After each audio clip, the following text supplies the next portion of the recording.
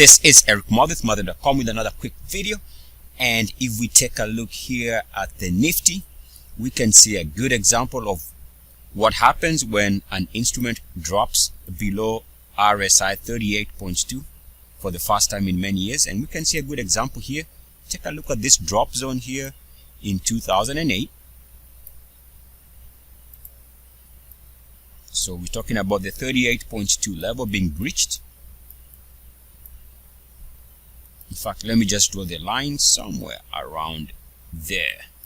Notice that it found support around this level here during the lows of early 2016.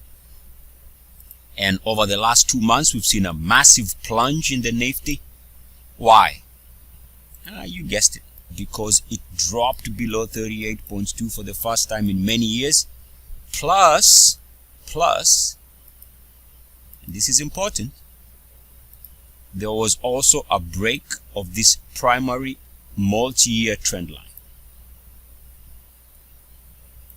And of course, just to add color, there was the break of the RSI there and the MACDs moving to 3-year lows, which means that it met the minimum requirements for the ultimate Muathe sell signal method. Links are going to be in the description. Alright, now that we've set the stage for what I'm going to be talking about next, let's go quickly to that example here. But before we do, just want to explain something here. We can see this drop to 3-year lows on the RSI during this sell signal here corresponds with the MACDs also doing the same thing. You can see the MACDs were also moving to 3-year lows, which means they met the minimum requirements for the ultimate Muathe sell signal. And as I always remind you guys, this is the exact opposite signal to a bullish signal I call the ultimate Muathe breakout. Alright. Again, links are going to be in the description. Alright. Take a look here at the dollar tree chart, and we can see the possibility, as I've been discussing the last couple of days, about some charts are showing this potential for a break to 3-year lows on the price. If they break the recent monthly closing low, also be on the lookout for a potential break to 3-year lows on the RSI if it happens. In other words, they need to hold above these levels.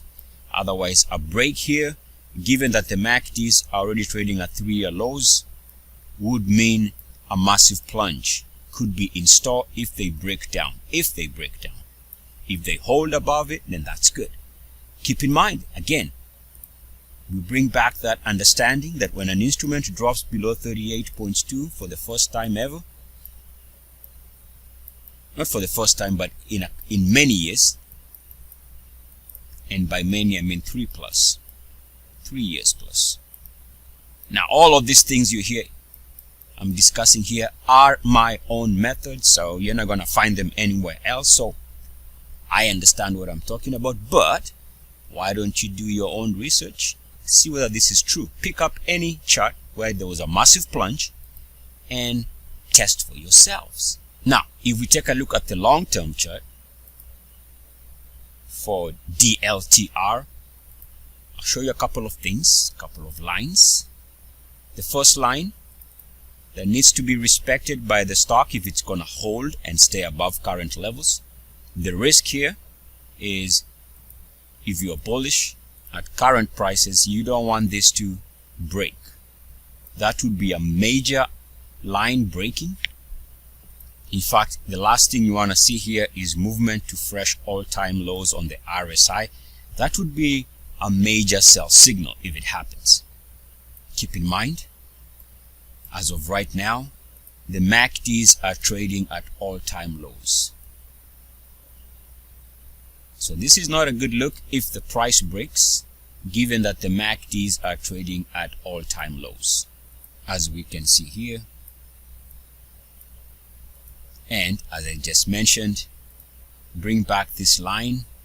In fact, just draw a straight line.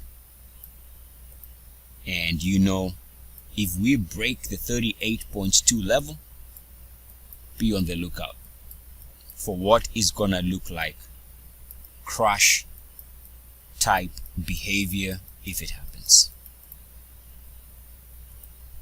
I encourage you to backtest what I'm saying. just so that you can have the confidence in understanding it's always been there if you had the eyes to look. Eric Muathe, Mother.com, as always, good luck, peace, and blessings. ETFs. And so it is. Namaste.